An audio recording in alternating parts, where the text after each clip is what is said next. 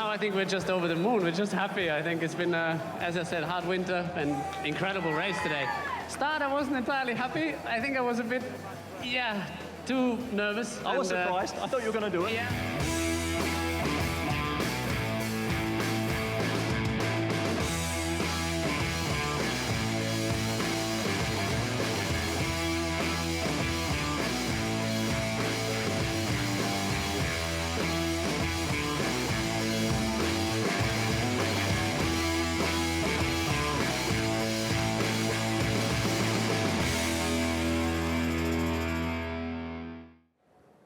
Well, let's get more on the new season then. We're joined by Ed Foster from Motorsport magazine. Ed, good to see you there. Thank you very much for talking to us.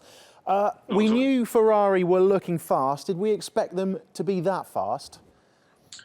I don't think we did. I think everyone knew they were going to sort of challenge Mercedes, but they didn't know sort of quite how close they would be. And I don't think Mercedes actually realised as well. Mercedes was put in a very difficult spot of when to bring Hamilton in, and they were sort of damned if they did and damned if they didn't.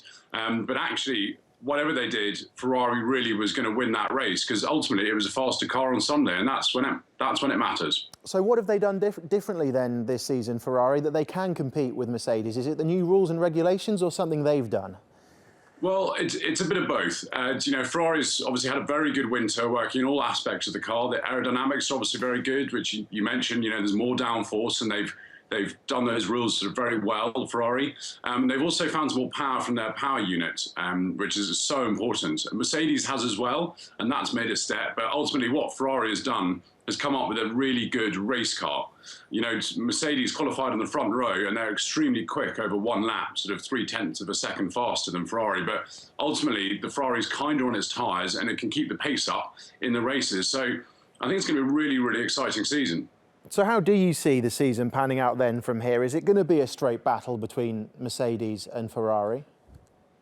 Well, at the moment, it certainly looks like that. I would hope later on in the season we're going to see a bit more from Red Bull. They clearly have a few problems with the Renault power unit. They don't have the speed at the moment, but the car doesn't seem to be performing that well either. So if they can come into the mix, then that would be absolutely brilliant. But at the moment, it's looking like a straight fight between Mercedes and Ferrari, and on sort of in light of Australian Grand Prix, between the two sort of supposed number ones, Lewis Hamilton and Sebastian Vettel. But they're two multiple world champions. So if you're going to have only two people fighting for the world championship, at least they're different teams, and there's some of the best drivers on the grid.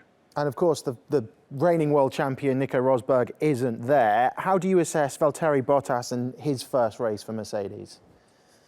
Well, it's quite difficult because he was on a very different strategy to Hamilton, and he actually, well, it wasn't a very different strategy, but he treated his race quite differently.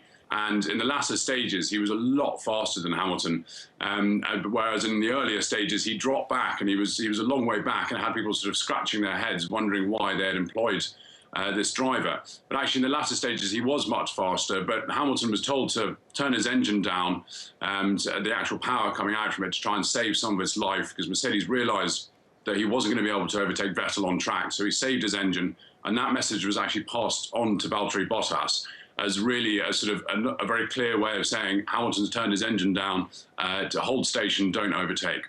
One team that's probably not looking forward to this season on the evidence of what we saw in Melbourne is McLaren. They appear to be in real trouble at the moment. Is there any way out of their predicament for them? And if not, what do you think the future is for Fernando Alonso? Well, it's difficult, really. I'll talk about McLaren first. And McLaren Honda has had a troubled last few seasons. And, when they first came in, Honda was a year behind in terms of development over all other power unit manufacturers. So people sort of gave them the benefit of the doubt. But really, now they should not be where they are. McLaren's feeling it extremely painfully. They're a big team. They've got a big history in Formula One.